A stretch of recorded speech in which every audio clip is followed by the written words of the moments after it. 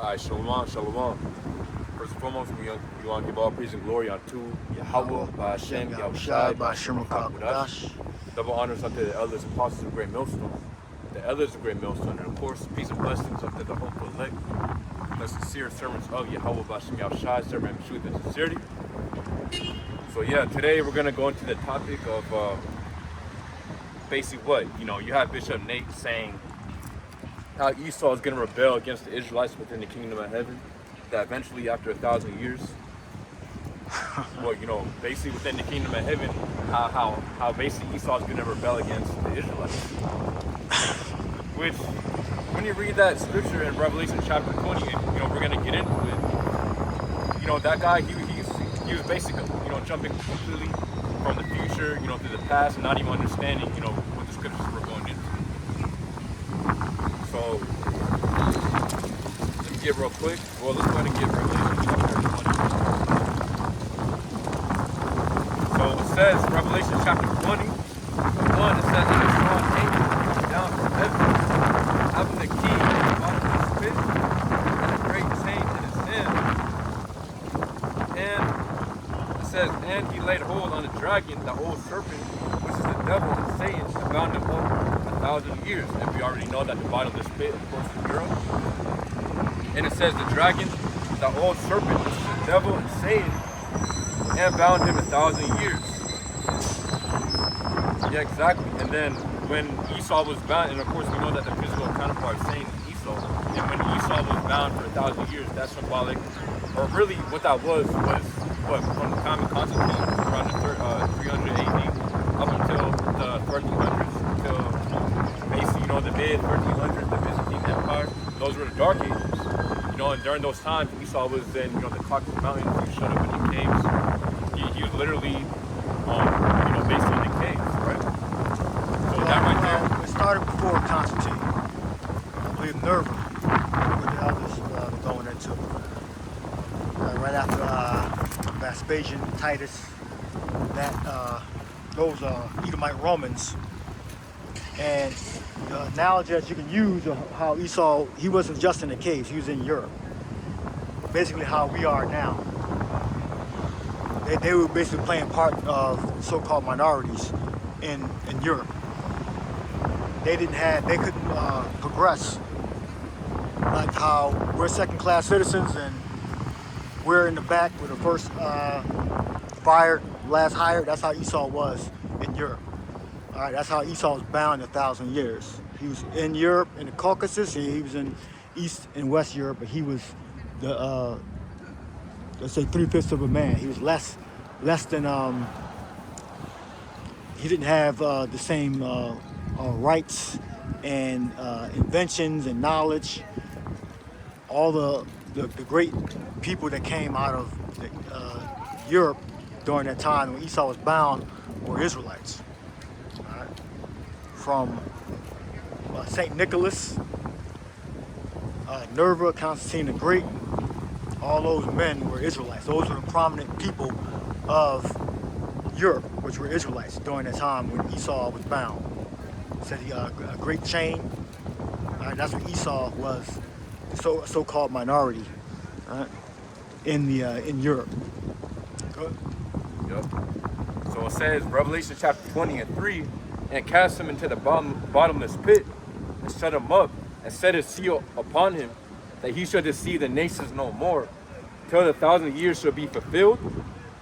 And after that, he must be loosed for a little season.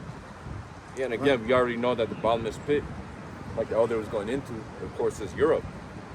It says, and shut him up, and set his seal upon him, that he should deceive the nations no more, till the 1,000 years should be fulfilled. Yeah, so again, during the Dark Ages, basically as the elders was going into, Esau didn't have that power, to deceive like he's doing right now. Yeah, iconoclasm. Yep.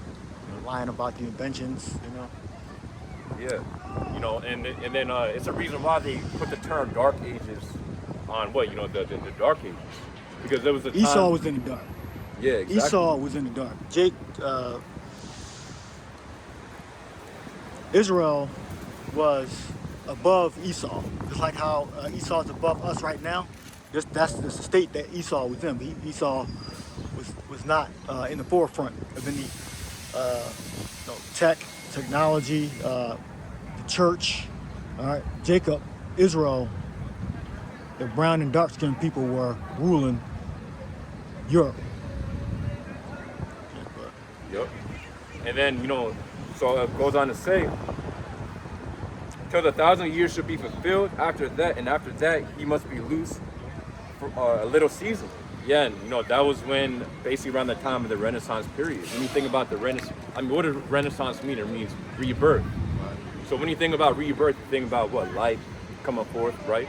So Esau puts the term Renaissance on, you know, the Renaissance period, you know, basically to symbolize him, you know, coming to power. Now the earth is going into a light state.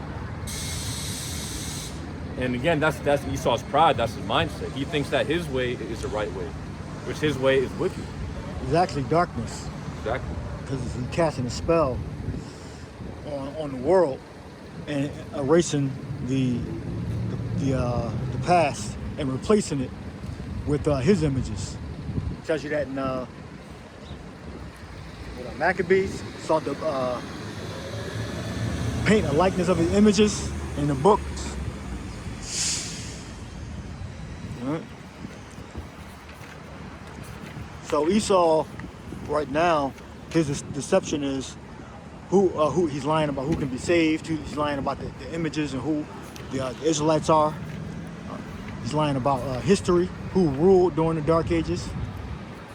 All right. And during the Renaissance, that's when you had several plagues that killed a lot of our people. All right. During, or at least one that killed a lot of Israelites. Now, when you look up Revelation, the 20th chapter, it tells you about he shall be let forth a little season, roughly paraphrasing. All right. That time period is right now. All right. That's not in the future. He's being let loose right now. All right. It can't be a time in the future because he's being let loose literally right now. All right. Get that scripture of paint a likeness of our images. All right. Paint the heathen paint. That season is right now. All right. Esau only really ruled in the past, from this point now, 2023, he only ruled from the time of the Roman Empire, the Greco-Roman Empire. Before that, Esau wasn't ruling. All right. Esau was that's the only time period he ruled. Otherwise, he was subjugated by different nations. All right, read that scripture. God, so this first Maccabees chapter 3 and 48 or 46, it says, wherefore the Israelites assembled themselves together and came to Maspah over against Jerusalem, for in Maspah was a place where they prayed aforetime in Israel. Then they fasted that day and put on sackcloth and cast the ashes upon their heads and rent their clothes. Verse 48. And it says, and laid open the book of the law, wherein the heathen has sought to paint the likeness of their images. Right, so they were changing the doctrine back then. Whether it was actual paintings or they were changing words around, not really specific, but when it says images, that could be figurative. All right, but Esau was all about iconoclasm, changing the narrative to fit his ideas for control. All right? Esau's all about control. Like the new world order, NWO, is all about control. It's all about setting up a totalitarian system in which Esau can have control over resources and people. You want control of your mind. You want control of what goes in and out of your stomach. All right? In and out of your mind. That's total control. All right, what else you got? I got Job 9 and 24. Yeah. So this Job 9 and 24, the earth is given into the hand of the wicked. He covereth the faces of the judges thereof. If not, where and who is he? Yeah, we already know. It says the earth is given into the hand of the wicked because we already know, stemming back from the blessing that Esau received from Isaac. we already know that Esau right now is in his blessing, and really Yahweh Bashim Yahshai gave Esau that blessing to rule the earth for a short period of time. And right now we're in that time of Esau's world. He's ruling. So the earth is given to the hand of the wicked. It also says he covereth the faces of the judges thereof. If not, where and who is he? And who are the faces of the judges? You know, strong for the ultimate righteous judge is Yahweh Bashim Yahshai. And how does he look according to the scripture? What, Revelation chapter 1 of 14 through 15, Daniel chapter 7 and 9, Daniel chapter 10 and 6. They all give you the appearance of how the Lord looks like. Also, the scriptures describe to you how the Israelites look like in the scriptures. I mean, you know, obviously how the Israelites look within the scriptures. You got precepts like Jeremiah 14 and 2. You got, you know, other precepts that talk about Moses putting the hand in his bosom and then, you know, taking it out, it came out leprous. He put it back, and then, you know, his skin turned back into normal. So there's that contrast, obviously. And, you know, that's just one of the many scriptures that describe to you how basically how the Israelites look like. So it says he covered the faces of the judges thereof. If not, where and who is he? Yeah, so especially during the Renaissance period, Esau covered up the image of, you know, our Lord Yahweh Shai and turned it into basically Cesare Borgia. Yeah, he painted Sistine Chapel, the creation of Adam. Some people call it the finger of God. It's called the creation of Adam. So you got pale face, rosy red, Edomites, and naked people covered with clouds. That's blasphemy. All right, that's blasphemy. And he did that by the sword. So our people started to go down. Esau started to come up. All right, so the Cesare Borgia, Pope Alexander, it's said that he bought his way into the papacy. And within that court, you had a bunch of Israelites that supported that. The only way Esau came up was with the support of Jacob that was already ruling. All right. You had one, I believe he was a pope, or he was in the Catholic Church, Nicodemus Daskala. Daskala, if I'm pronouncing it right, it's in the book of Nature Knows No Color Line. All right. He was an Israelite. So all the people that were around, or if not most, that were around Pope Alexander the 6th or 7th, Cesare Borgia's father, the people that were around him were Israelites. They supported him. You have another guy named Giovanni Ludovico Sforza.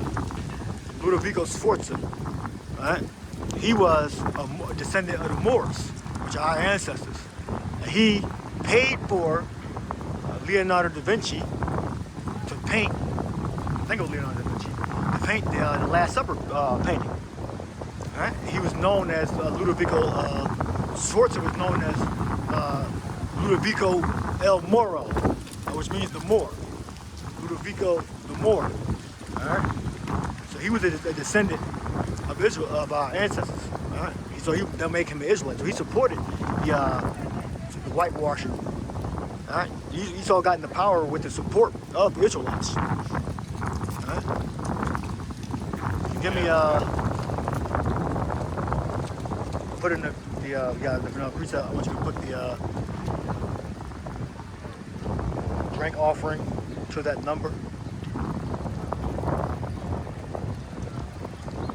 Drink offering to that number. All right. So our people support idolatry and iconoclasm. All right. Because the Lord put it within their mind to boost Esau up. Esau got into power because of Israelites. Right? And the same thing how we got into power. We got into power because of the Edomites. We were in the guard, the Senate House, different positions within the Roman Empire. And then we worked our way up. Same thing how Esau did. Esau did the same thing. He worked his way up into our ranks. So read that precept. God. I believe you're referring to Isaiah 65 and 11. It says, Isaiah 65 and 11, but ye are they that forsake the... It says, but ye are they that forsake the Lord Yahweh, that forget my holy mountain, that prepare a table for that troop, and that furnish the drink offering unto that number. Yeah, so that's Jacob worshiping idols. Right? He's preparing. He prepared Esau to come into power, and he did it through the power ultimately of Yahweh B'Shem Yahushai. But that's the transition. All right. And then eventually, what you're going to have Edomites creep up into the ranks, right? And that's what happened during the Renaissance period. All right.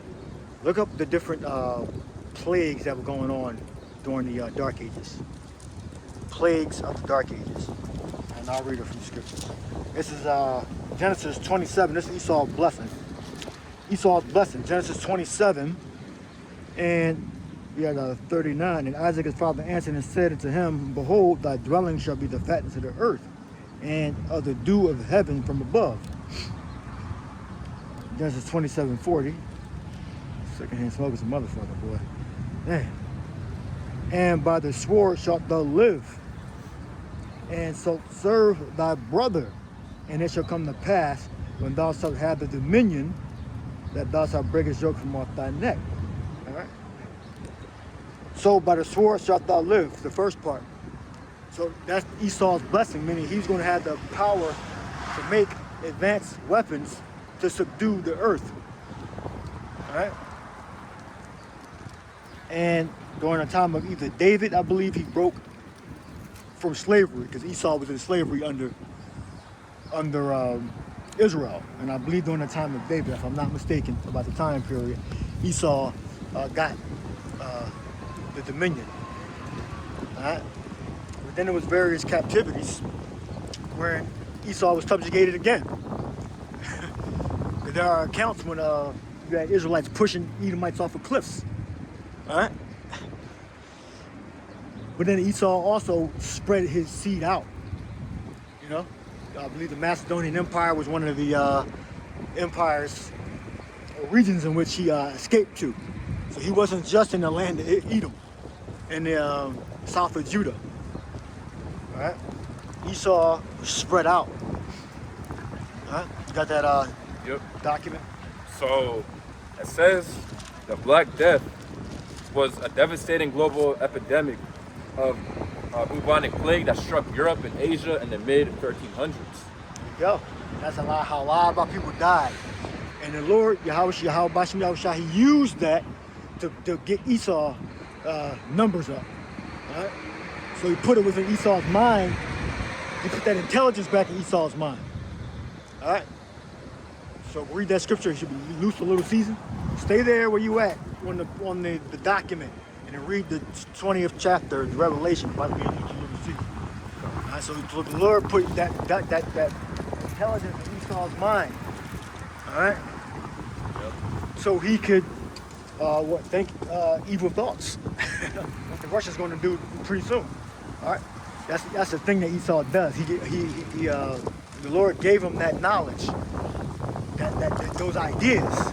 Let me deceive these people, put new art up that so-called whitewashed. All right, and that's what Esau did. That's part of what Esau did. All right, so he took advantage of the millions of Israelites that died in Europe. All right, during the 1300s. All right, and he stepped up into the positions where Jacob, Israelites, died in. They died because of the plagues. And that's where you get those masks from that look like crows and eagles. Those masks that look like some Illuminati.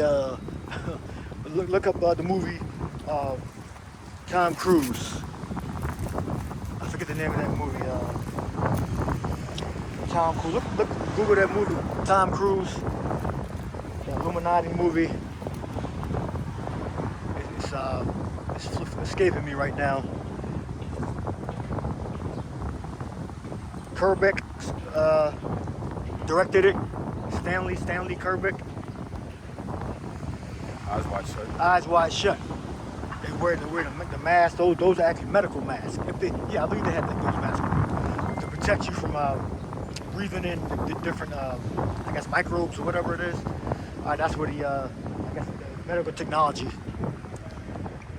came from of wearing a mask.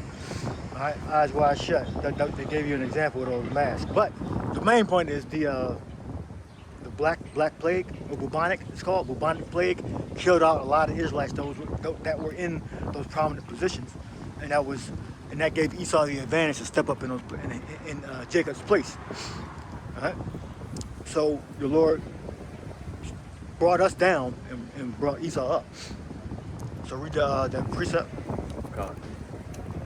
So this is Revelation chapter 20 and 3. It says, and cast him into the bottomless pit, and shut him up, and set a seal upon him, that he should deceive the nations no more, till the 1,000 years should be fulfilled. And after that, he must be loosed a little season. Right. That's the little season we're in right now. I know the bubonic plague is when Jacob started to go down. All right. When we lost our many of our prominent positions. All right. And Esau was able to get stronger when we were getting weaker.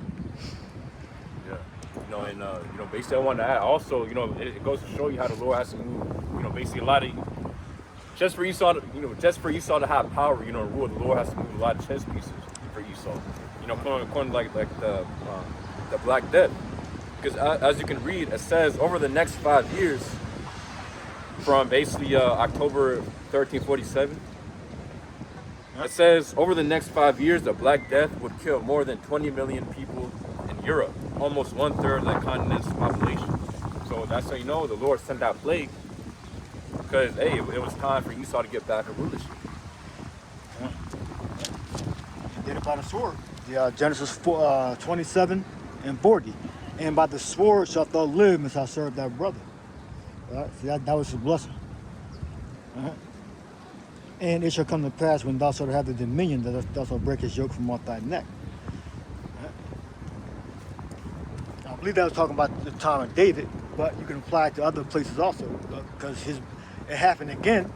All right, it happened again during the Renaissance period, on time of the bubonic plague that killed over 20 million. I'm sure a good portion of those were Israelites.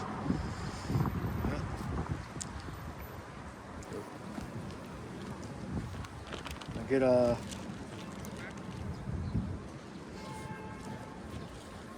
Revelation 13.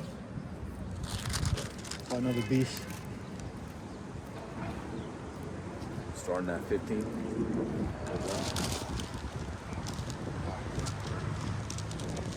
11. Okay. This Revelation chapter 13 and 11. It says, and I beheld another beast coming up out of the earth, and he had 2 horns like a lamb, and he spake as a dragon. Yeah, that's America. All right. 2 horns like a lamb represents the different political parties in America. Go ahead. It says, verse 12, and he exercises all the power of the first beast. First beast is the Roman Empire. All right, go ahead. It says, and causeth the earth and them which dwell therein to worship the first beast, whose deadly wound was healed. Yeah, so his deadly wound was healed. That goes right along with Revelation 20th chapter, whose deadly wound was healed. All right, so deadly wound being healed represents Esau surviving the bubonic plague, Israel dying from the bubonic plague, and the Lord giving him the intelligence to come in to power. All right. So Esau knows how to deceive very well. All right. That's one of his main powers. Can you read? It says, Revelation chapter 13 and 13, and he doeth great wonders, so that he maketh fire come down from heaven on the earth in the sight of men. And it says, verse 14, and deceiveth them that dwell on the earth by the means of those miracles which he had power to do in the sight of the beast. Yeah, man, the miracles meaning is technology. Right? One of them is the power of the missile, the propulsion system, and the warhead. Esau can use that to make nations adapt his money system. His way of life is democracy. All right? That's how he deceived the nations. So it says, continue on, verse 14. It says, saying to them that dwell on the earth, that they should make an image to the beast, which had the wound by a sword, and did live. Yeah, the image of the beast is the Roman way of living, Edomite Roman way of living. That continued on to with Israel ruling too, but mainly the Edomites. The Edomites had a system of government, the building architecture, like the presidents, the Senate, Congress, etc. Make an image of the beast. All right, so they formed America. They formed America, literally formed America, after the image of the ancient Roman Empire. All right, good. It says, Revelation chapter 13 and 15, and he had power to give life unto the image of the beast, that the image of the beast should both speak, and cause that as many as would not worship the image of the beast shall be killed. All right, so that image of the beast also includes the financial system. All right, and the new financial system that's going to come in is going to be the implantable microchip. All right, so you got the foundation of the image of the beast is the Roman system. All right, but when it reaches its full fruition, it's going to include the implantable microchip to be able to get goods and services. All right, the foundation of it, like in the ancient world, they didn't have that. All right. Good. It says, Revelation chapter 13 and 16, and he caused all, both small and great, rich and poor, free and bond, to receive a mark in their right hand or in their foreheads. All right, so that mark is the chip. That's the mark. That's the cutting in your flesh, and the device is going to be placed in your flesh to buy and sell. All right? And this is the people that are going to receive this are not going to be of the elect. Only people that are going to receive this are going to be 2/3 of Israel and Babylon, all right? And the rest of Israel outside of Babylon. All right? That are within developed areas that are controlled by the different governments that agree. All right. Good. And you look that word up. The word there is charagma. All right, which means the mark that the he, which is the world's governments, all right, headed by the Edomites, gonna cause everybody that's not written in the book of life, all right, that are able to be accessed, are going to get that mark. All right, that mark is going to be used for identification and to get goods and services. It says, Revelation chapter 13 and 17, and that no man might buy or sell, save he that had a mark, or the name of the beast, or the number of his name. Yeah, so it's going to come to a point where you won't be able to buy or sell literally nothing within society, right? And that in itself is going to be a great temptation to all these people. That's why the scriptures speak about the hour of temptation. And Revelation chapter 3 and 10. There's a great temptation to come upon the world and everybody will be tried. But as it says, for those who keep the patience of the word of the Lord, Yahweh is going to keep them from that great temptation. So to read it again, it says Revelation chapter 13 and 17, and that no man might buy or sell, save he that had a mark, or the name of the beast, or the number of his name. So unless you have this mark, you won't be able to buy or sell within society coming real soon. That's why we're basically getting to that point where cash is about to be done away with. This society is moving towards that CBDC system, where it'll be only electronic payments. Then eventually, they're gonna strip away your card payments, your Apple Pay payments, and you're gonna have to use that RFID implant payment very soon. So it goes on to say, Revelation chapter 13 and 18, fear is wisdom, let him that hath understanding count the number of the beast, for it is the number of a man, and his number is 666.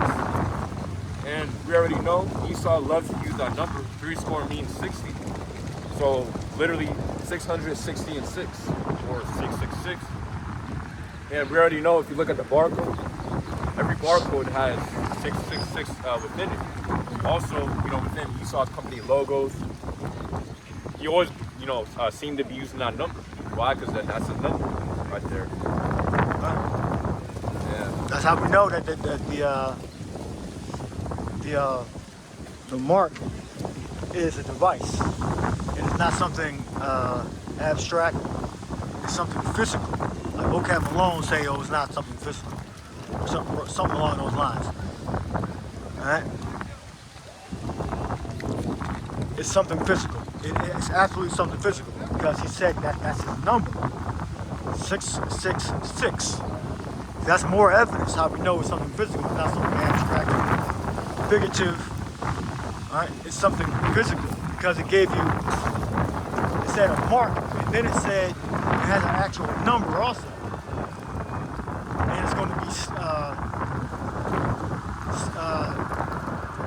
read it where it says the word receive. Yeah, it says receive. That's the word receive. Alright? So you're going to receive that number in your flesh. Right? Not figurative. It's literal, meaning it's going to be physically in your body. Alright, so you're going to receive a mark. If you're not of the elect, you're going to receive a mark in your right hand, all right, or your left. Doesn't matter what hand you put it in, because the right hand is the principal hand, because it's the hand that 90% of the earth writes with. Only 10% of the people on earth are left-handed. All right. Yeah, and getting our word for receive within Revelation chapter 13 and 16, where it speaks about to receive a mark in the right hand. It's a Greek word, domi, or didomi, which means to give something to someone. So literally to give something to someone also says to reach out, extend, present, something to be administered. Yeah, so I mean, obviously it's something physical. You know, Esau isn't gonna do what? Basically, Esau that'll be childish to him, man. Just do some, spiritual Christianity type stuff, man. That's crazy. Esau wants to use a literal physical object to identify. Yeah, we can see it coming to pass. We can see the writing on the wall, so to speak. The number, the technology, conversion. All right. So we believe it's definitely physical. We don't believe it's figurative. All right. We believe it, all the roads are leading to it being physical. All right. Let me get the hour temptation.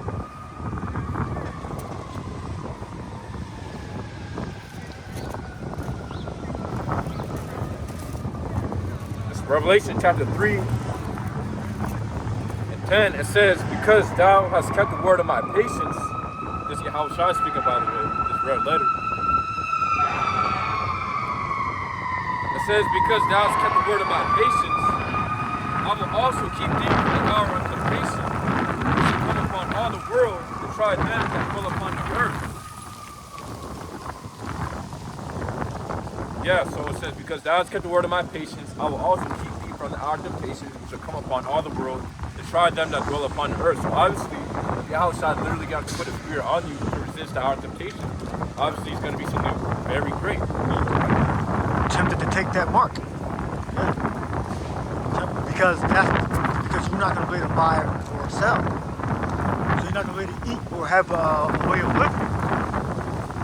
The only way that you can be distinguished is if you take a mark. Right.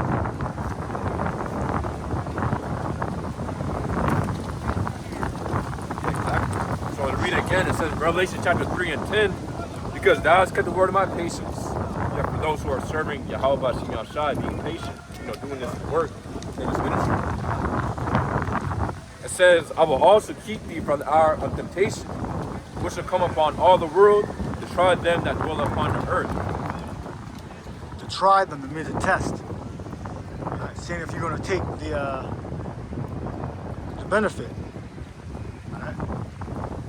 But the Christians probably, well, not the Christians, but I don't know what they believe. They believe that you just have to agree to something, and then that's the mark. You just agree to something. You verbally agree. You verbally agree to something, and that's the allows you to buy and sell. It'll be like the regular money system now. The regular money system, you just agree to something. Yeah. I guess people can believe that, you know. But we believe because of how the word is. The word is actually a special word. You know, it's not like it's like a regular word. It's a special word there. This is why we believe. Yeah. Because hey man, you know, basically for the mark of the beast to be spiritual, it makes completely no sense. You know, it's like what you say yes to take the MOTB, then you know some spell come around you. Now you have, come on man, that's complete madness. Yeah.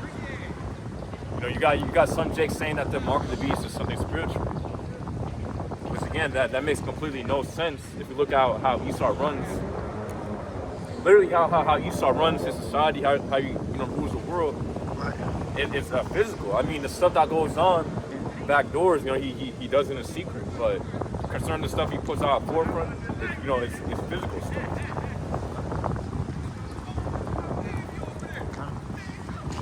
We already see the system being put in place in Europe. It's being put in place in Europe, so we know that the implant is real. Right? They would believe that they believe that it's not going to be a mandatory thing. We believe that chip that already exists, that people are getting implanted right now, is going to be mandatory. Right? So they would have to believe that the chip is not going to be mandatory because the chip is not something that's fictional. The chip is actually real. All right, people already have the chip, mainly in Europe.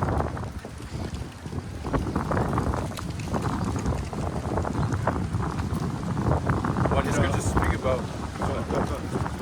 Yeah, you know, I wanted to give real quick. Just could speak about the many signs and wonders that Esau's going to do. So real quick. Getting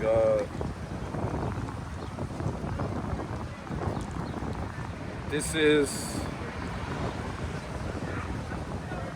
Matthew 24 and 24. It says, "For there shall arise false Mashiach," or false Christ. It says right here, "and false prophets, and show great signs and wonders, insomuch that if it were possible, they shall deceive the very elect." So we already know Esau's gonna come in every way, in every direction he basically could come in to make you take the MOTB. You know, he's gonna be putting out all these commercials. You know, he's gonna be putting out all this nice stuff.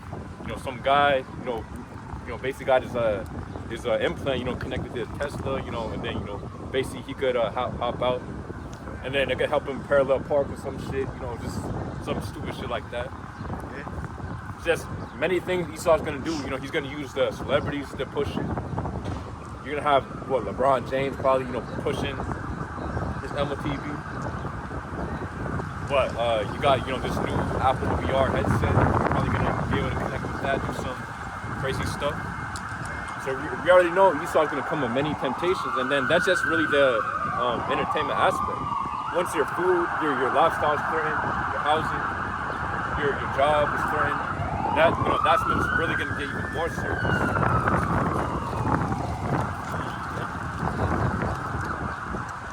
They're already moving to the digital currency. All right.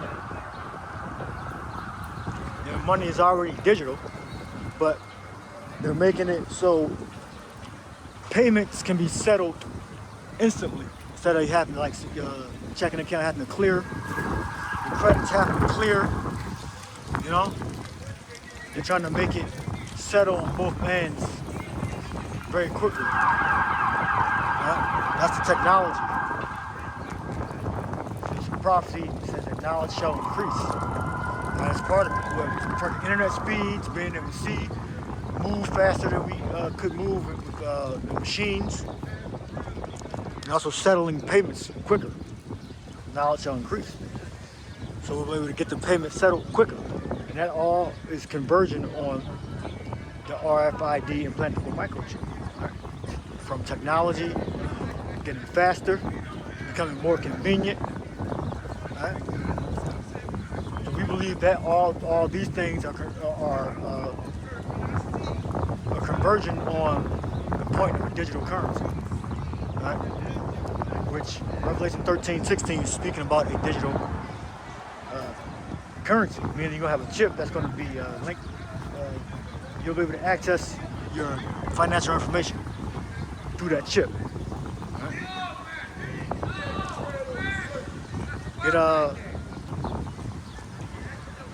It's some did not believe, like the faith of power.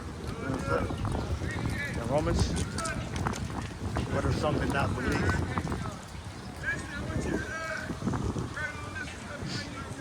Yep, this Romans 3:3. Or what if some did not believe? Shall their unbelief make the faith of the Most High without effect? Get first verse. Oh. So this Romans 3:1. What advantage then hath the Jew, or what profit is there of circumcision? Much every way chiefly, because that unto them were committed the oracles of the Most High. Yeah, so you're going to find out the truth of the Bible through Israelites, okay? Through the Israelites. Notably them that are circumcised, all right? So, and that believe in the Lord, all right? So if you an Israelite that don't believe in the Lord, you don't have the truth. All right? What? God, it says Romans 3:3. For what if some did not believe? Shall their unbelief make the faith of the Most High without effect? What? Yes. It says verse 4. God forbid. Yeah, let the Most High be true, but every man a liar. Right. So we know it's more than like we believe it's completely the implant chip. All right. But when you analyze everything it can be, you would have to put physical implant as your top 3. All right. You will put that first. All right. And then you will put you could be under some type of threat, you know. And but then you got to go to the meaning of the word. The word means cut to the flesh. That's the thing that cancels all the rest of them out. All right, because you would have to ignore. You have to say everything's figurative. You would have to do that. Everything's figurative. It says cut to your flesh, but it's figurative. It's not actually going to cut to your flesh. But then they keep giving you more evidence. You got chi, psi, stigma. Cut to your flesh. You go into charagma. Alright? It goes back into charax. It means a trench. Alright? Things carved, going beneath the surface. Alright? So you would have to say everything's figurative. That's the only way you could get past it. But we know better. Alright? We know that Esau is going to brand his property. Right? Esau's a carnal man. Esau's going to brand his property.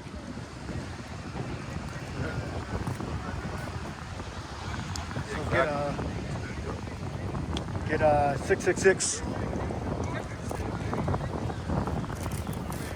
and stigma.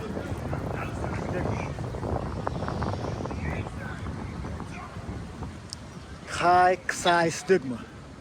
Yeah. So to read it again, Revelation chapter 13-18. Here is wisdom. Let him that hath understanding count the number of the beast, for it is the number of a man, and his number is 666. And when you get that word, or the meaning for 666, it goes back, of course, to the Greek word or Greek phrase, or however you want to put it. It says chi, psi, stigma, which means, but they don't have a meaning. Go ahead. They don't really have a meaning. Yeah. It means separate, but not together, just 666. But go ahead, Yeah, but it does go back to the root word stigma, or the latter part of the word stigma. Yeah. Chi, psi, stigma. Which means a mark pricked in or branded upon the body, to ancient Oriental usage, slaves and soldiers bore the name or the stamp of their master, or commander branded or prick cut into their bodies to indicate what master or general they belonged to. Right, so you take the last character, stigma, okay, it's something physical. All right, not figurative. So Esau is not going to give you a figurative mark. He's going to give you a physical mark. It's going to be distinguished from other marks. That's going to allow you to access your money so you can buy and sell. All right. And I'm sure it's going to be in combination with other devices, you know, identifying, you know, certificates and IDs and all that. You know, but Esau can have every computer have to have a you can set it up that way. They have to have a RFID reader in your home. You know, to go over your chip, to pay your rent, to pay your car note, to make purchases. You know, that'd be an add-on to making purchases online. Right? But either way, the central device for making purchases is going to be an implant. All right, that's going to be in your hand. That's going to be the device. That's what we truly believe. All right? We don't believe it's figurative. Man, you just agree to something and then you can go buy and sell with a real ID card. All right, you got to sign up for a program to get something that's identifying, but it doesn't go into your flesh. No, we don't believe that. We believe it's going to be distinguishing going into your flesh. And then another thing, these other guys that don't believe it's the implant, what do they think that the P-demic was about? What are they saying that's about? What's the answer for that? What is vocab alone, notable person? What are they saying that was about? That was forced. All right? It was voluntary, but it was forced in a way where you had to choose between your job and taking their drugs. Did he do a video about that? So if that can happen, definitely a greater crisis can make Revelation 13:16 be an implant mark. Right? But then these guys, they omit convenient facts to prove their points. Right? This whole pandemic was about control. That's what we're saying that Revelation 13:15 on down is about. It's about control.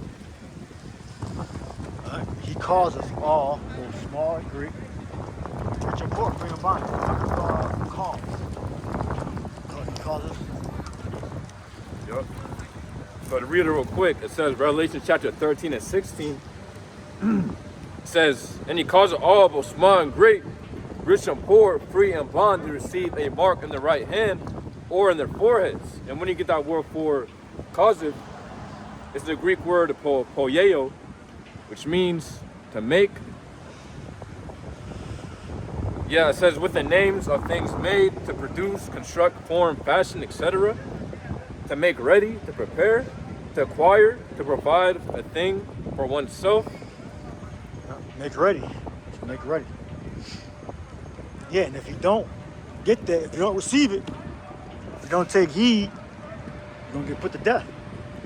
So read the penalty if you don't take it. So here's the penalty. Oh, you mean verse 14, right? Yeah. It says Revelation chapter 14 and 9. It says, and the third angel followed them, saying... No. Go back to 13. 13 and 15. Oh, God. Revelation chapter 13. That's if you don't take it. If you do take it. Oh, God. No. Well, that's if you do take it. If you do take it. If you don't take it. Yeah. Go.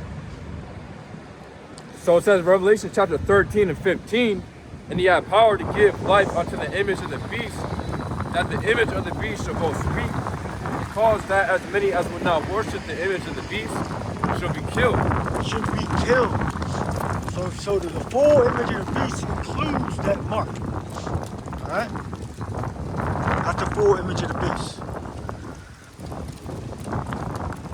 So read it again. Yep. It says, Revelation chapter 13 and 15, and he had power to give life unto the image of the beast, that the image of the beast shall both speak, and cause that as many as will not worship the image of the beast shall be killed. Should be killed. So that's going to be the penalty.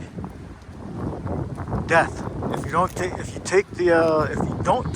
don't worship the image, all right, you're going to be killed. Yeah, exactly. That's why Esau setting up, these FEMA camps, these concentration camps, because he's getting ready to literally, to try everybody.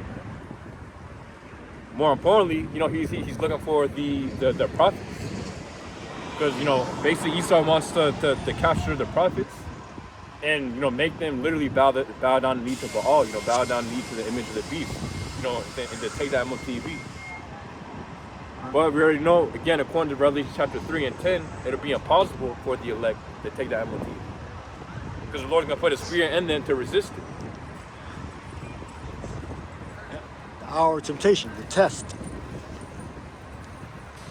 Right. Now read the spirit of prophecy, Revelation 19.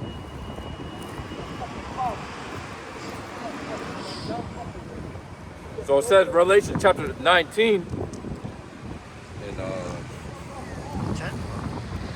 kind of 10, it says, and I fell at his feet to worship. Like it says, and I fell at his feet to worship him. And he said unto me, see thou do it not. I am thy fellow servant, and of thy brethren that have the testimony of Yahushua. Worship the Most High, for the testimony of Yahushua is the spirit of prophecy. Spirit of prophecy. So we know Esau's about control. All right. He wants to bring in a new system. All right. And that system is going to be total control. All right, total control, absolute control. In Revelation 13, 15, on down, tells you about that control. All right, that's how you know that these fake, and these anti-Christians, these anti-Christians are liars, because they don't even go into it. They just say that it's not the chip, right? Some of them anyway, like Guatemalans, but they never go into it. Okay, so if it's figurative, what the hell is that? What the fuck is going to be going on? Revelation 13, 15 on down, what the hell is going to be going on that he is going to be causing people to do do something? They don't even go into it. They just ignore it. They say it ain't the chip, it's figurative. Figurative for fucking what?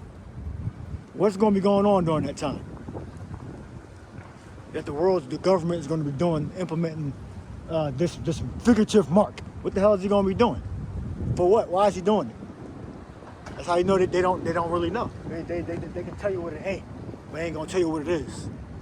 That's a mark of a fucking liar. Yeah. Which is funny, because, when we start bringing out these scriptures, we start touching on the precepts that these so-called Christians, basically never bring out. Basically now they want to, wipe out the dust out the pages. Right. And basically, get into the topics that they never even go into. Right. And then they don't go into Revelation 13, 15 on down. They just tell you what it ain't. They never tell you. Not that. They never tell you what's okay. So what's going to be going on that he causes all, both small and great, to receive a mark? What's he going to be doing? He don't know. Because he's not. Well, Vocabulon's not a prophet. All right. And none of those false, those anti-Christians are prophets either. They're false prophets, because they never tell you what the hell it is. And now you do have some Christians that do preach about it's going to be an implant. All right, but we ain't talking about them. We're talking about the ones that say it's not the marker, it's not the chip. They never tell you what it is. What's going to be happening?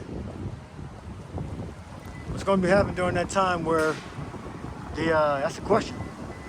What's going to be happening during the time, which we're in the last days, during the time when he causes all, both small and great, rich and poor, to receive a mark?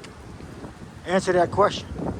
We believe there's going to be some type of financial crisis, some type of war, terrorist attack, something along those lines, food shortage, some type of pandemic, and they're going to establish order through the receiving of that mark, or the issuing of that mark.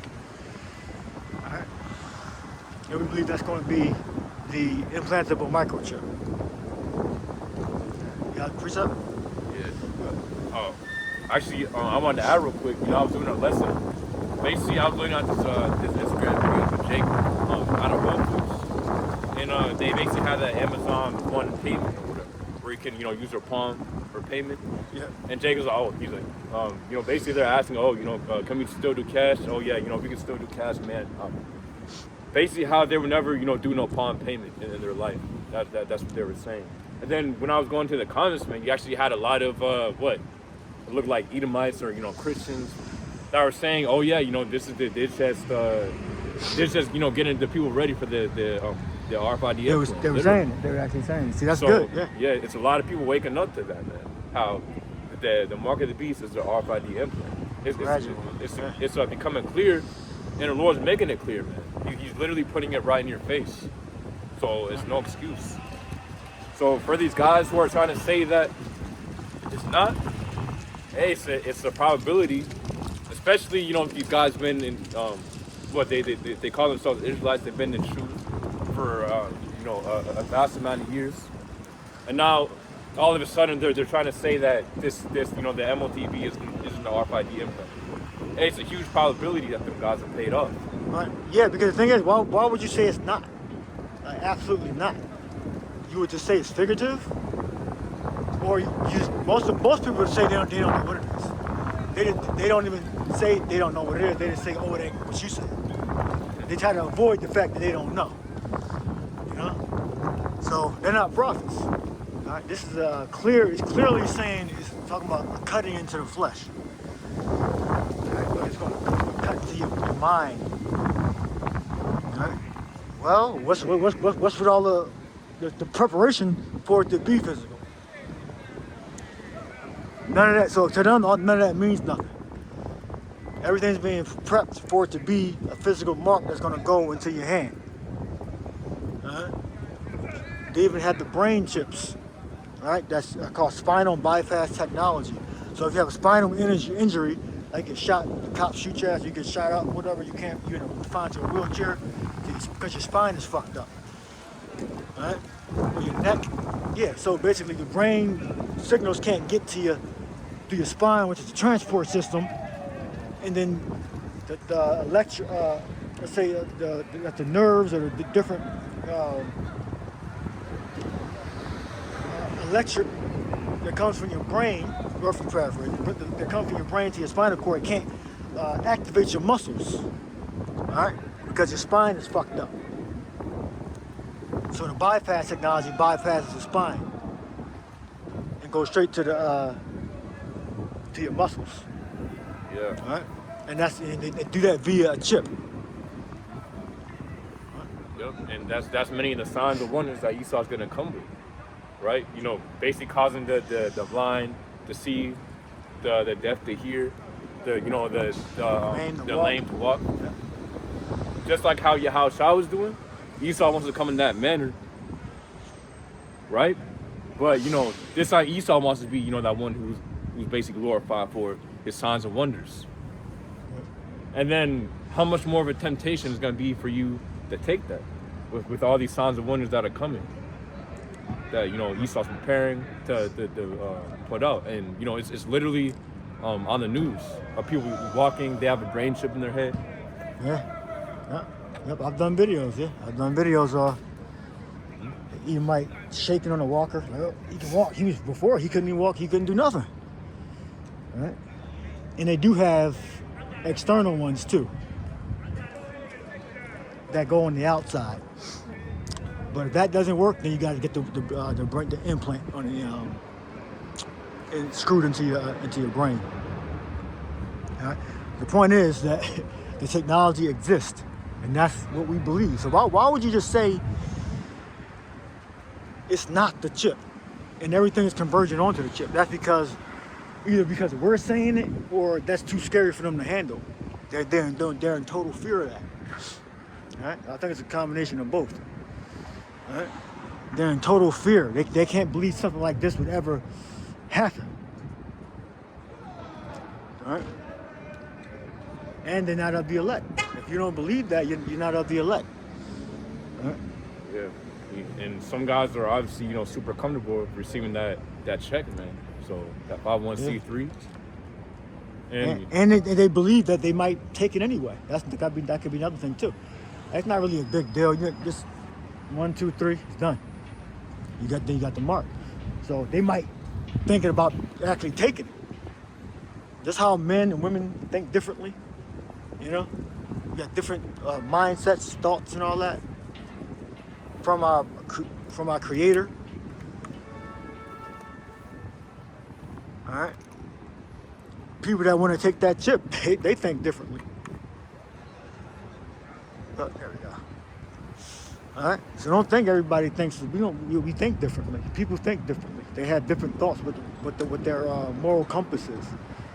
Morality is in the middle. You decide what your morality is. Your morality is neither good nor bad. All right? You decide what your morality is based upon how you were raised and what you believe.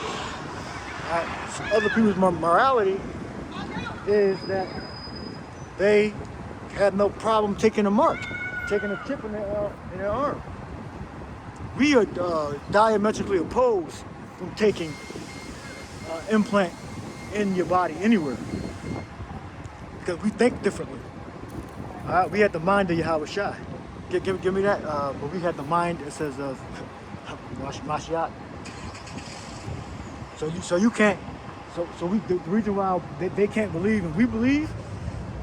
The reason why they can't instruct us and we can instruct them because we have the mind of the Lord of Yahweh Shai. All right. This is this 1 Corinthians chapter 2 and 13, or we can start at 12. It says, now we have received not the spirit of the world, but the spirit of which is of the Most High, that you might know the things which are, or says, that are freely given to us of the Most High, which things also we speak, not in the words which man's wisdom teacheth, but which the Holy Spirit teacheth, comparing spiritual things with spiritual.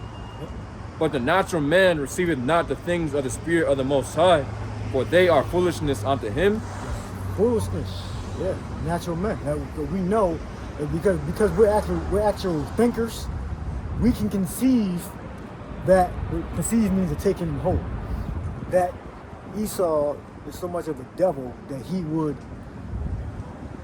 mark people physically with a mark.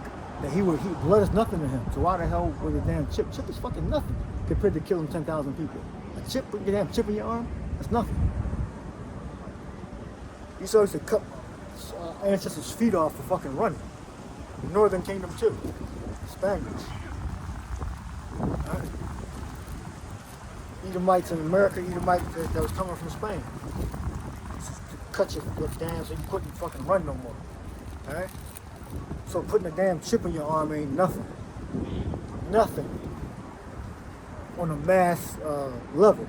Doing it on a mass level. Right? So these guys, they people that don't believe, they don't have the mind of the Lord. Really, you don't even have to have a mind of the Lord to believe that Esau is blood is nothing to him. You can be carnal and understand that. Esau does things in mass numbers. He's a murderer. You don't gotta be spiritual to discern that. But the thing is, you don't have the Holy Spirit, and this book can only be believed, all right, and taken for a matter of fact by the elect. That's why. Right? But to understand certain concepts, you don't got to be spiritual. You can be fucking totally carnal and wicked dude to get certain concepts. Esau is bloodthirsty. You don't got to be spiritual to understand that. Right? Esau got so much of a damn curse on people. You kind of gotta be spiritual. get the information, digest it. All right? What? God. It says, 1 Corinthians chapter 2 and 14, it says, but the natural man receiveth not the things of the Spirit of the Most High, for they are foolishness unto him. Neither can he know them because they are spiritually discerned. Right? Blood is nothing to the devil, to Esau Edom, so-called white man.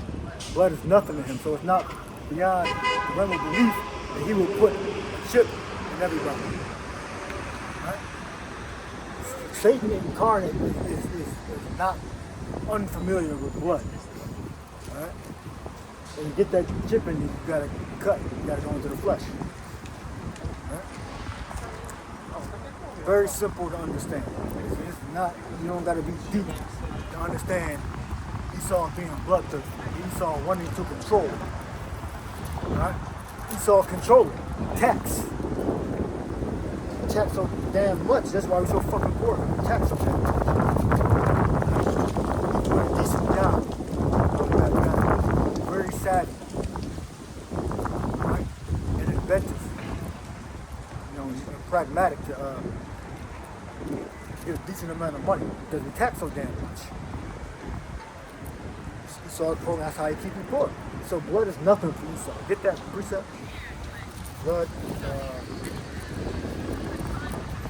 that was Jeremiah.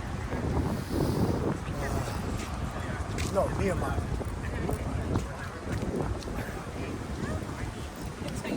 Forget exactly how it's worded.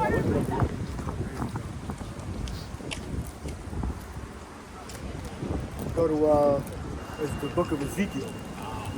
Second chapter, last verse. Tells you what's written in the book. Lamentation, mourning, and woe. Right? Lamentation, mourning, and woe. Part of that is what? Lamentation, mourning, and woe. Revelation 13:15 on down. What the hell is going to be going on during that time? Great slaughter. Mass death. That's what's going to be going on. Esau's going to establish order through that mark. All right, it's not going to be a good system. Not going to be on the internet making studio shows no more during that time, or out here on the street preaching during that time. You're going to be on the run and being protected by the Lord. All right? Not just going to be persecution. It's going to be persecution. The Lord's going to secure his elect during the persecution. All right, you find it? I forget exactly how it's worded, but we can move on. So, you're not believing. That's like you're not a critical thinker. You gotta critically think what certain things could be. Are these things possible? No? I got something similar. It says Sirach chapter 8 and 16. Yeah. Strive not with the angry man, and go not with him into a solitary place, for blood is as nothing in his sight, and where there is no help, he will overthrow thee. He will overthrow. See if you can. He will overthrow thee. Yeah. So Esau is very keen on the deception and war. Okay, that's how he got above. Right, that's how he got above Jacob. And ultimately, he had to have the Lord's help to put him up. The scriptures say that the Lord put him down and raised him up. It's all in the hands of the Lord. Yahweh is the author of all and every king and kingdom that ever ruled. Right? These men didn't come up to the throne into power on their own. Right? It tells you what Ephesians, I believe, 1 and 5, about destiny. Right? Destiny. Ephesians 1 and 5 tells you that predestinated. So we know we don't have a such thing as free will, but these, again, Christians believe you got free will. You're no such thing as no damn free will. We are on the Lord's program, literally. Yeah, you got to remember the Lord, he's omnipotent. If somehow the Lord didn't have control over what you do, then you wouldn't be out. Yeah. Yeah, you know, basically, Lord, he wouldn't be all powerful. Right. Yeah, you got to be a critical thinker, man. To say it's not the chip, that's just fucking irresponsible way of thinking. There's something in your mind. I had a Seventh-day Adventist friend in the world back in the day. Mother said, "Well, some Babylon's in your mind. You want to flee out of Babylon." Chip was in your something. I don't know if she said about the chip. I believe something either it was the Babylon or was the mark was in your mind. So if you receive it, if you don't receive it in your mind, you're gonna get put to death. And or flee Babylon, flee out of those wicked thoughts, flee out of sins. That's what these Christians believe. Right? They don't have the truth. And then she's a damn woman anyway. Women are not prophets. Women are not fit to stand out on the street and talk to the public, teach the public. That's not their office. All right, we understand how powerful the Lord is, omnipotent, omnipresent. All right. What do you about to read? Ephesians 1 and 4. Yeah, go ahead. It says Ephesians 1 and 4, according as he has chosen us in him before the foundation of the world, that we should be holy and without blame before him in love. He had chosen us before the foundation of the world. Just on that, that's predestination. In order to be chosen before the foundation of the world, I mean, you cannot commit any act in the flesh that made you righteous or wicked. Okay? If you were chosen before the foundation. No act, righteous or wicked. Well, it tells you that in the Romans, right? It says before the children were born, never knowing good or evil. Right? Y'all think we just pull the shit out of our ass, right? It's in the scriptures. Y'all got time, y'all ain't got no damn jobs. Stupid shit like that. Nothing else better to do. We could be doing a bunch of other stuff. Alright? But the Lord raised us up to want to do this. Yeah. I mean, it's true. You know, brothers got crazy schedules, man. But what? You still make time for Yahweh Shad to do his work, you know. And hey, I mean, so some of these guys were saying, oh, you know, get jobs. Hey, you know, brothers are making more than that. We couldn't do this if we didn't have jobs, you dumb fucks. Alright? There's no way we could even come out here and preach if we didn't have income or a wage. Right? If we didn't get wages, we wouldn't be able to come out here and preach. Yeah, you can pay for internet service, you can pay for our phones to record a video, pay for signs, Pay for food, tripod, parking, yeah, gas, insurance. yup, car payments. Do it. It says, I'm trying to find another one too, bro. Okay. It says Ephesians 1 and 5. It says, having predestinated us unto the adoption of children by Yahweh. Right. That's figurative. That's what they'll maybe say something like that. You don't have a choice. The Lord programmed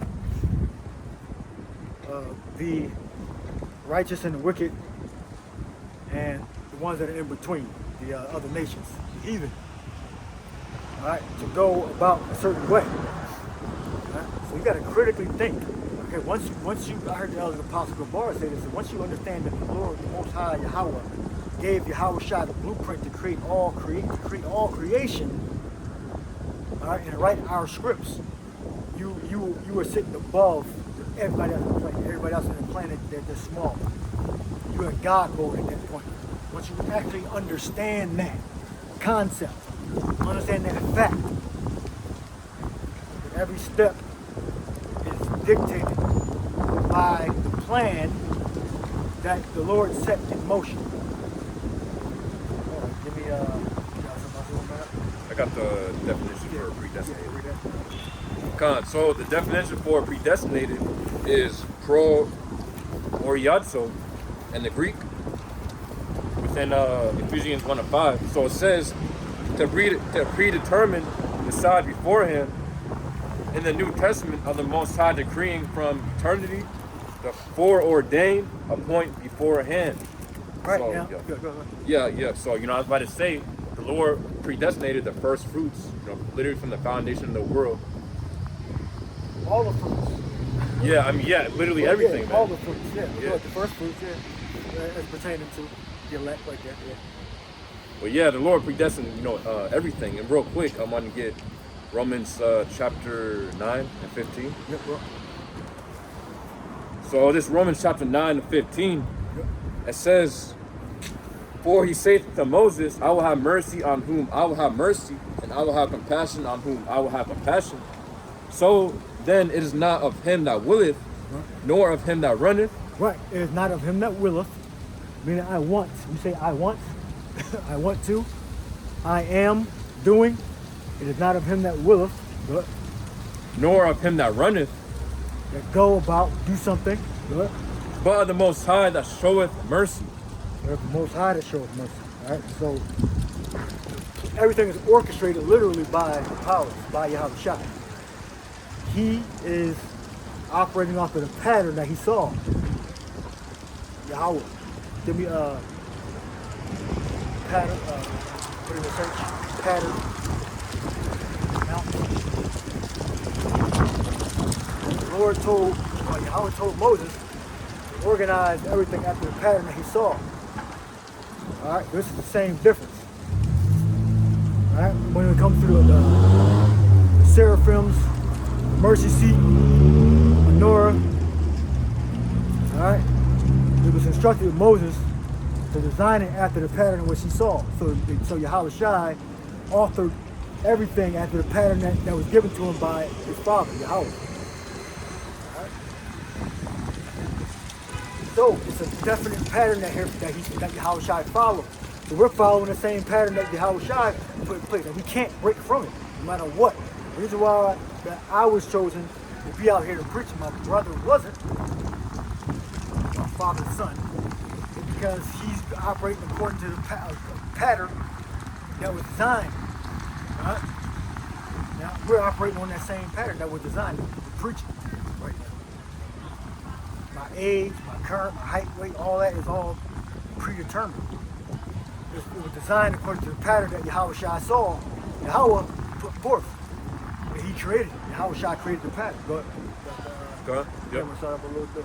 That's Genesis 25, right? Yeah, Genesis 25. So, start up? Or like... Start up a little bit, because I want to build on it a little bit. Okay. So it says, Exodus 25, and 1, and the Lord Yahweh spake unto Moses, saying, Speak unto the children of Israel, that they bring an offering. Of every man that giveth it willingly with his heart, ye shall take my offering. And this is the offering which ye shall take of them, gold and silver and brass, and blue and purple and scarlet, and fine linen and goat's hair, and ram skin, dyed red. That's dyed red. Ram skins, meaning, okay? Ram skin dyed red back in Jacob. Because it wasn't hairy, he was just red in color, like skins dyed red, right? But not the texture as in being like fur or wool dyed red. It was just the color of dyed red, being dyed red. He saw skin color was translucent, so the blood showed forth through his skin, all right? And that was unusual. That hadn't been birthed like that. Jacob was regular brown, dark brown color. Esau came out red all over like a hairy garment. So if you're trying to break it down, you can go here to get a similar article, but not in texture, but just in color. Right? Read that again.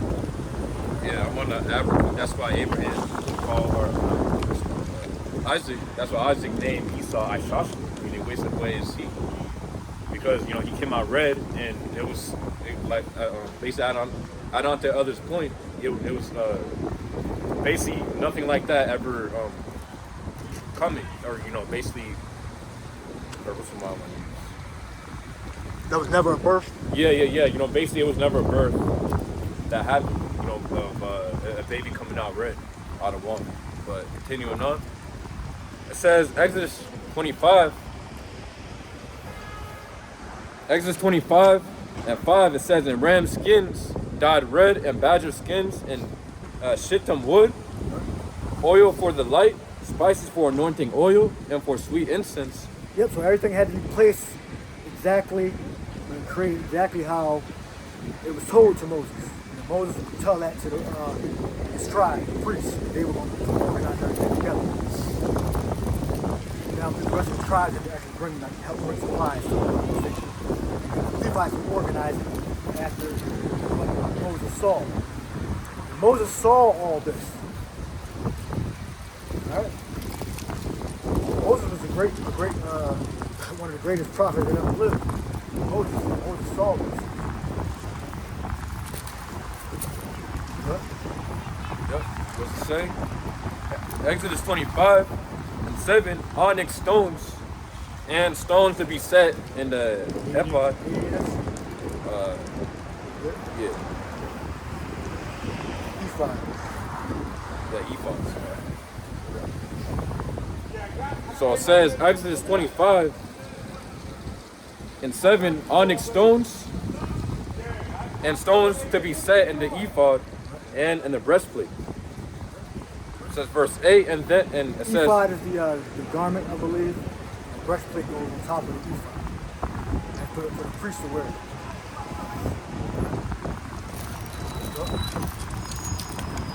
Yep, it goes to say, Exodus 25 and 8, "And let them make me a sanctuary that," it says that "I may dwell among them." Verse 9, "According to all that I show thee, after the pattern of the tabernacle, and the pattern of all the instruments thereof, even so shall you make it." And then a pattern, okay? So, the Yahushua, Moses designed the house of worship after the pattern that he saw. Right?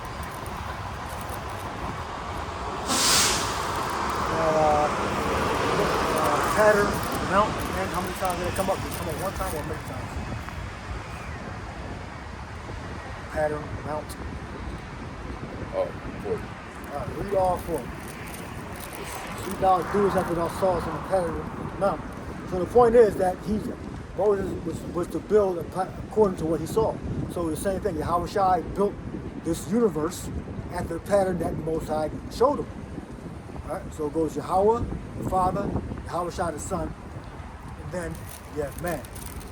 Alright, let's start with the nation of Israel, so-called blacks, Latinos, Native Americans. Go ahead. Yeah, you got one according, it's in verse 40, or Exodus chapter 25, and you have the Hebrews one, chapter 8, 5. Gone. So it says Exodus 25 and 40, "And look that thou make them after their pattern, which was showed thee in the mount." It says in Hebrews 8, Everything visible and invisible. Get that too. so to start in Hebrews 8 and 1, it says, "Now of the things which we have spoken, this is the sum. It says, we have such an high priest who is set on the right hand of the throne of the majesty in the heavens, and minister of the sanctuary and of the true tabernacle, which the Lord pitched, and not man. For every high priest is ordained to offer gifts and sacrifices, wherefore it is of necessity that this man have somewhat also to offer." Verse 4, "For if he were on earth, he should not be a priest, seeing that there are priests that offer gifts according to the law, serve unto example," or it says, "who serve unto the example and shadow of heavenly things, as Moses was admonished of the Most High, when he was about to make the tabernacle. For see, saith he, that thou make all things according to the pattern showed to thee in the mount." There you go. You got verse again. The last part. God. Hebrews 8 and 5, "Who serve unto the example and shadow of heavenly things, as Moses was admonished of the Most High, when he was about to make the tabernacle. For see, saith he, that thou make all things according to the pattern showed to thee in the mount." according to the pattern that was showed to thee in the mount. So it's going to show it a few times. Make it visible and invisible. Everything, demon, angel, visible and invisible. What pattern in the mount? So it's a few times. Yeah, just pattern. Pattern mount. Just like that. Put pattern. Exodus. Yeah, this. But yeah, it's very good. There's no additional. It's one of numbers. No, that's go to visible and invisible.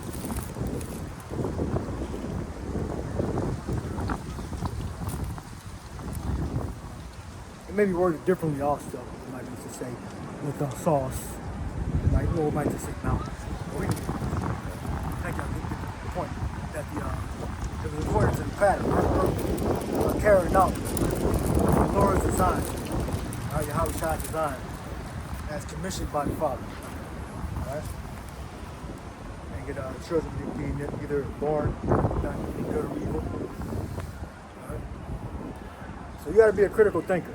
Okay? It all goes back to being a critical thinker. You gotta look and say, okay, do the signs match up with what the prophets are saying? We're prophets. Alright? The signs match up. Alright? Yes, they match up. You gotta be looking. A lot of you ain't even looking.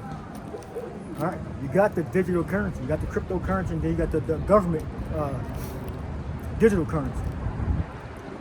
All right, it's all going to lead to a cashless system. Yeah. So if you don't believe in an implant chip, do you believe in a cashless system? You got to answer that. You can't divorce that from each other. Implant in the cashless system. It's going to be cashless first, and then implant, or it could happen simultaneously. Right? Yep. So this Colossians 1:16, or we can start at 15. It says, "Who is the image of the invisible power, the firstborn of every creature? For by him were all things created." That it says, "For by him were all things created that are in heaven and that are in earth, visible and invisible, whether they be thrones or dominions or principalities or powers. All things were created by him and for him." Go, read it again. It says, Colossians 1:16, "For by him were all things created that are in heaven," and it says, "and that are in earth, visible and invisible, whether they be thrones or dominions or principalities or powers. All things were created by him and for him." Right. So the demons and power, considered powers, principalities, they were all created for Yahweh Shai. So it wasn't no damn Satan. He took a trillion angels and then decided to go rogue. That's a damn figment of somebody's imagination. Everything was created by him and for him. Read that again. Colossians 1:16, "For by him were all things created that are in heaven and that are in earth, visible and invisible, whether they be thrones or dominions or principalities or powers." So there's no separation in this creation, which the Lord took, Satan took angels. You know, we can get Job, the first chapter. Right? Yeah. Also it says in Isaiah 45:7, how the Lord controls light and darkness, and the Lord controls good and evil. Right. Yeah. So the Lord, Yahweh Shai, okay, the world ignorant because Jesus Christ created everything good and evil. Right? That will make him omnipotent. Right? Omnipresent, omnipotent. Yeah, because you got to think about it. The Most High said that he would give all power unto Yahweh Shai. If somehow Yahweh Shai didn't have power to sin, over evil, he wouldn't be almighty. Yeah, then, that would make the Most High not a man of his word. Not almighty. He would make him not almighty. The Lord, Yahweh Shai, authored Satan to be let loose. Revelation 1.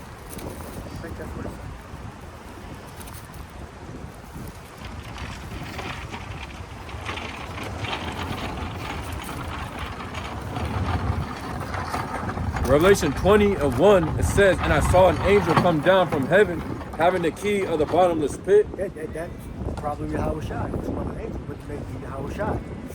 Right?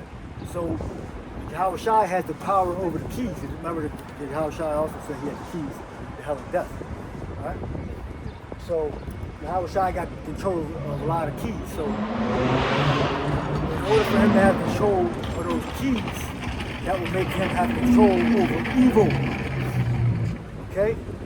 And over righteousness. Didn't a lot of evil come from the 20th chapter? Gog and Magog.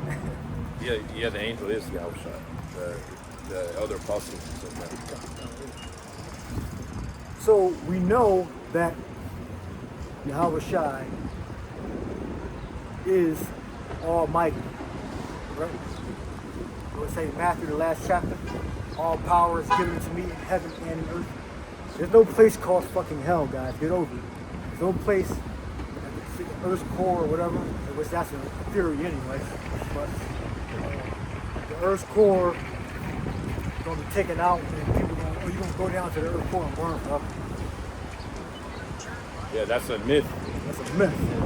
Basically inspired from the Valley of Gehenna, which was what? Basically where Israelites were offering up child sacrifice. And basically Jeremiah put out the curse and called it the Valley of Slaughter. That's what the Lord called it.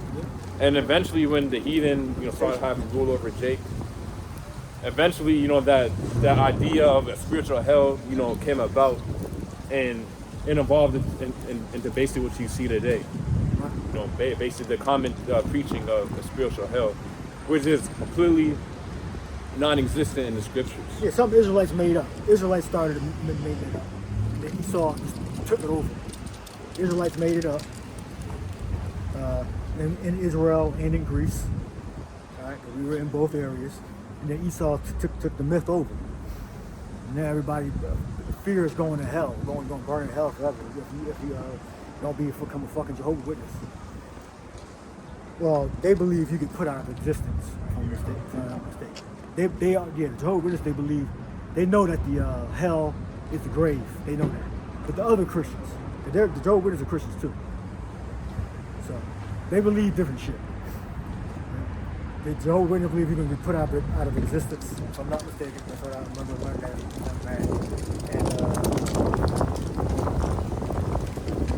you're going to go to heaven, multinational heaven.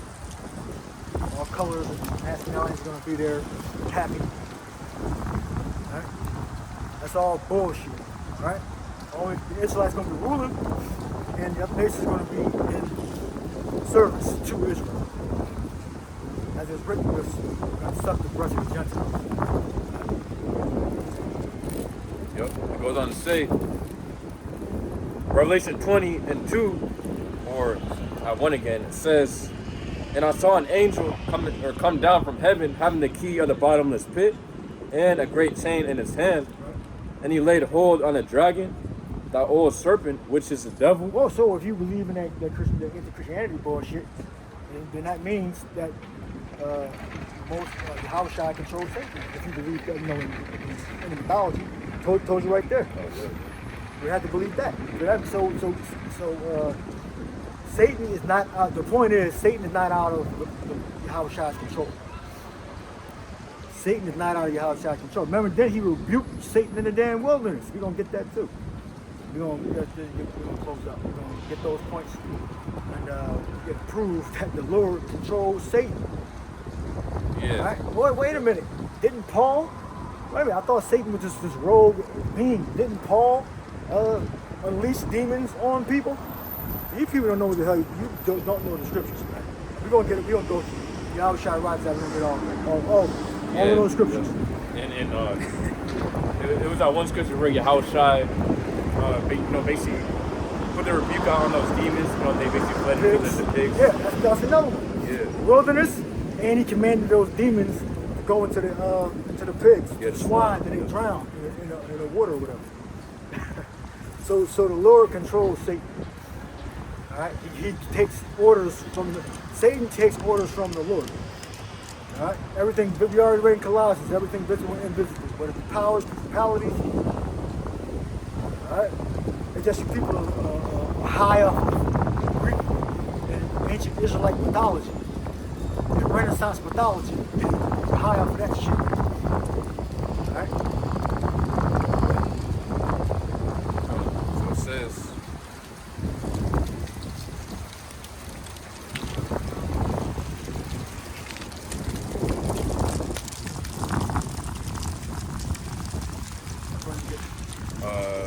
this one. No, get the rebuke. Satan. Oh, Kept them in the wilderness. He said,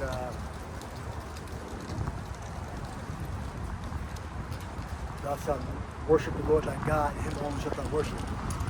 Yep. So it says, Matthew 4:1, then was Yahushua led up of the Spirit into the wilderness to be tempted of the devil. And when he had fasted 40 days and 40 nights, he was afterward and hungry.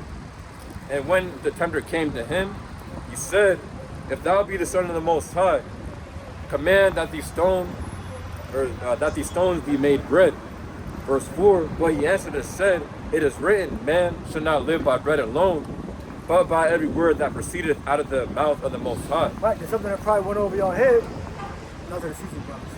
He was fasting. He said basically, why don't you break your fast, okay? And make these stones bread. Yahushua could have did that if he wanted to. He could have did that. I'm sure he speculated. I'm sure he did make food or whatever when he needed at the proper time. When he broke the bread, and multiplied the fish. All right, this tells you that everything he did could be contained. Okay, Yahushua could do anything. He could fly, disappear, fade, in and out of different ways, and all that.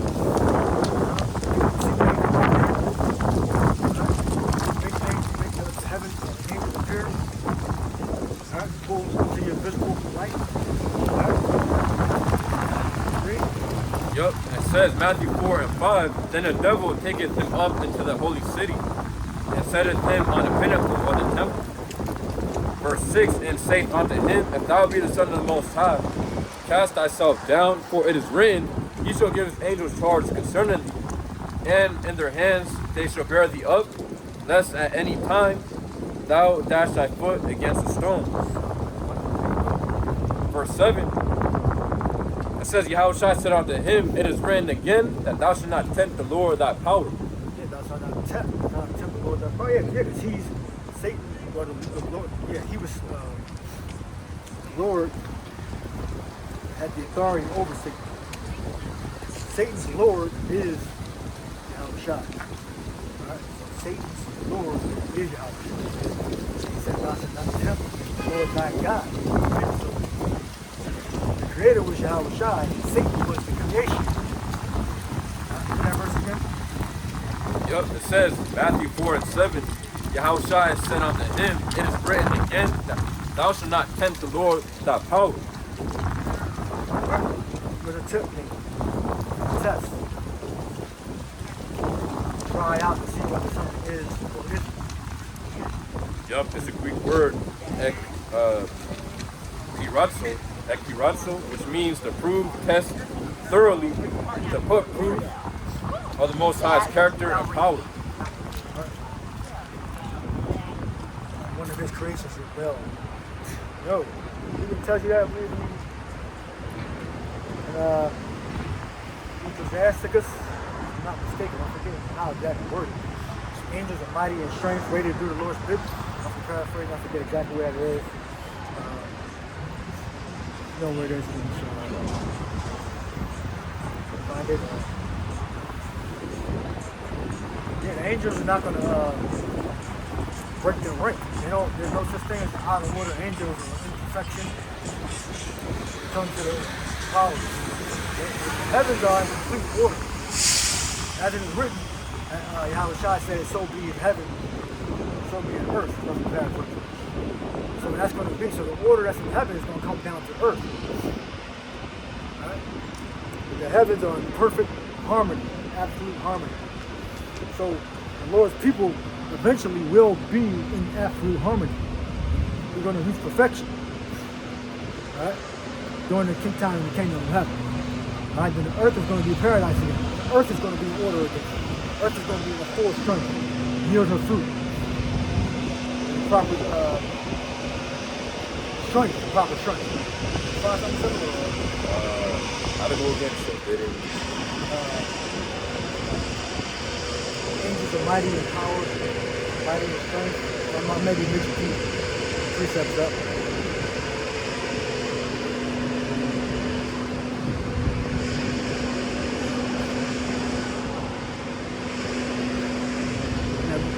We'll move on to Satan.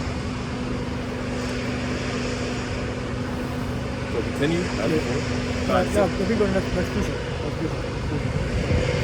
Swine. Yeah, the Lord commanded demons, because the Lord is over all these spirits. Satan is a spirit. The Lord is over all these spirits. Satan's not like a special spirit. And he's not under the Lord.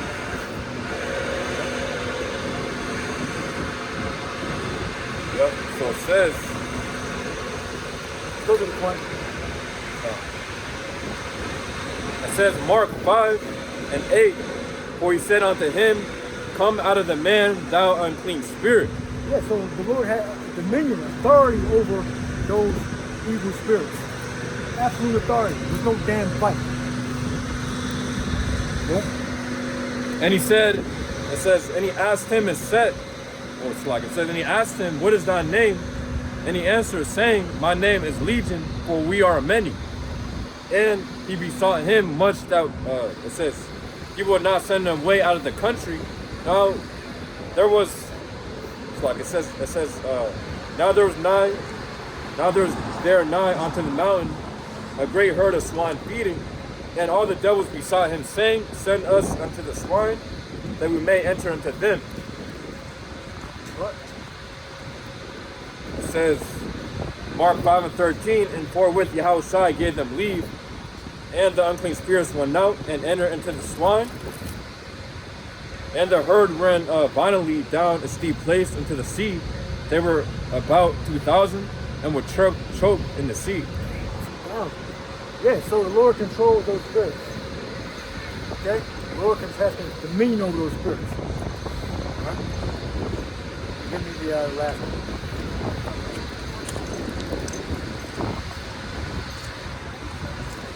Hymenaeus and Alexander. Delivered to Satan. And now not to blaspheme.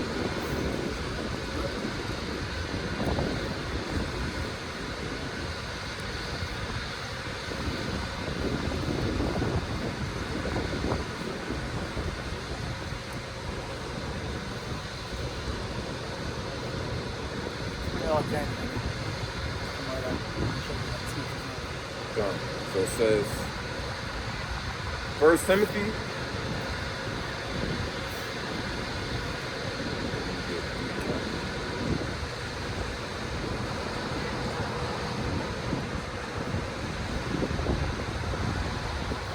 In Acts, right? Yeah, Timothy. Timothy.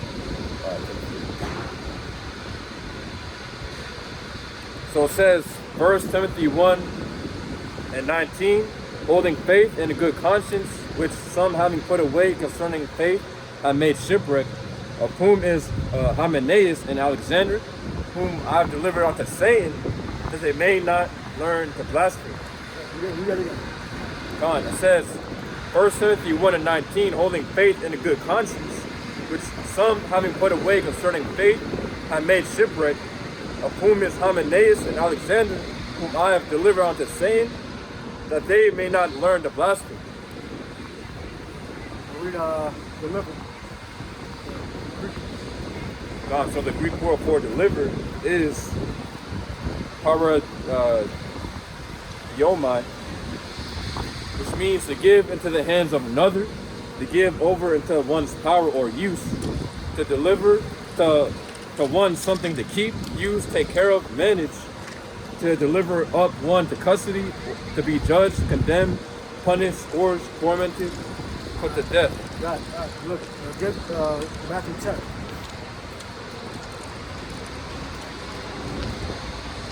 These 12 that I sent forth, right after he names them all. Yep. Read. So it says, So in Matthew 10:1, and when he had called unto him his 12 disciples, he gave them power against the unclean spirits to cast them out, and to heal all manner of sickness and all manner of disease. Now the names of the 12 apostles. Right. So he gave them power over unclean spirits. Okay. So you have regular men that have power over demons and angels. Now, how much more the Yahweh Shai?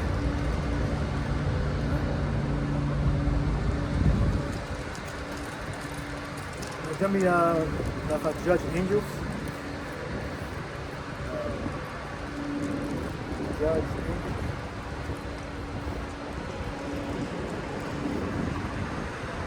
You have this 1 Corinthians chapter 6:3. Small matters. Yeah, Know ye not that we should judge angels? How much more things that pertain to this life? I believe the elder broke it down years ago about being able to call like Elijah did. Called seraphims, chariots, to aid, to help. Right? Give me we'll end it with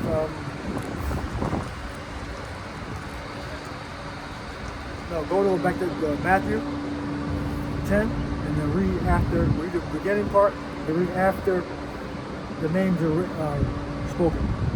Read 10 and 1 and skip the names and go down to after the names are spoken.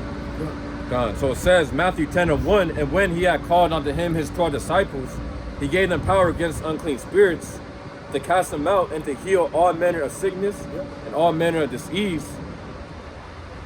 It goes on to say, verse 5, these 12 Yahushua sent forth and commanded them, saying, go not into the way of the Gentiles, and into any city of the Samaritans enter ye not, but go rather to the lost sheep of the house of Israel. And as ye go, preach, saying, the kingdom of heaven is at hand. Heal the sick. This is verse 8. Heal the sick, cleanse the lepers, raise the dead, cast out devils. Freely ye have received, freely give. God goes on to say, Matthew 10:9, provide neither gold nor silver nor brass in your purses, nor scrip for your journey, neither 2 coats, neither shoes, nor yet staves, for the workman is worthy of his meat. And into whatsoever city or town you shall enter, inquire who in it is worthy, and there abide till you go thence. Verse 12, and when ye come into a city, salute it. It says, and when ye come into a house, salute it. And if the house be worthy, let your peace come upon it. But if it be not worthy, let your peace return to you. And whosoever shall not receive you, nor hear your words, when ye depart out of that house or city, shake the dust off of your feet. Verily, it says, verily I say unto you, it shall be more tolerable for the land of Sodom and Gomorrah in the day of judgment than for that city. Verse 16, behold, I send you forth as sheep in the midst of wolves. Be ye therefore wise as serpents and harmless as doves. But beware of men, for they will deliver you to the councils, and they will scourge you in the synagogues. And you shall be brought before governors and kings for my sake, for a testimony against them and the Gentiles. But when they deliver you up, take no thought. It says, take no thought how or what ye shall speak. Yes, the disciples were being put in the prison and being on trial. He said they're going to have to happen to us, to them, it's going to happen to us. The ones of us who get caught. And it has happened, to our apostles, to our elders. Good. It's going to happen again. Good. It says, for it shall be given you in that same hour what ye shall speak. Good. Verse 20, for it is not ye that speak, but the spirit of your Father which speaketh in you. And the brother shall deliver up the brother to death, and the child, and the father the child, and the children shall rise up against the parents, cause them to be put to death. Verse 22, from Matthew 10:22, and ye shall be hated of all men for my name's sake, and he that endureth to the end shall be saved. Well, it says Matthew 10:23, but when they shall, like it says, but when they persecute you in this city, flee into another, for verily I say unto you, ye ye shall not have gone over the cities of Israel till the Son of Man be come. Matthew 10 and 24, the disciple is not above his master, nor the servant above his Lord. It is enough for the disciple that he be as his master, and the servant as his Lord. If they have called the master of the house Beelzebub, how much more shall they call them of his household? Verse 26, fear them not, therefore, for there is nothing covered that shall not be revealed, and hid that shall not be known. Now, I think in Luke or John says that even the spirits were subject to us.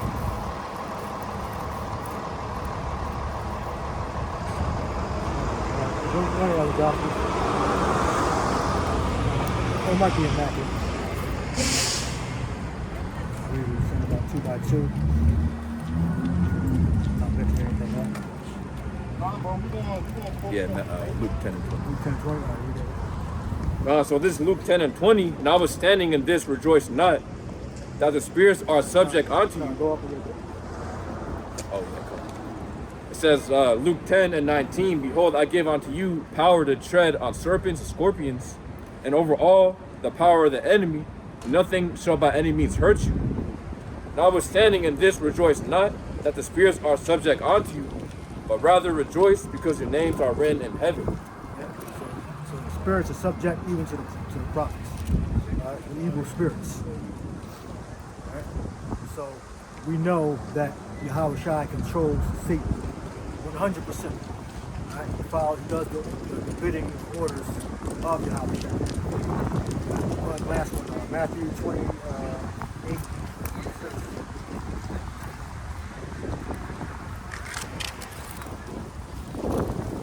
It says Matthew 8. Matthew 20. So Matthew 20. Yep, Matthew 28.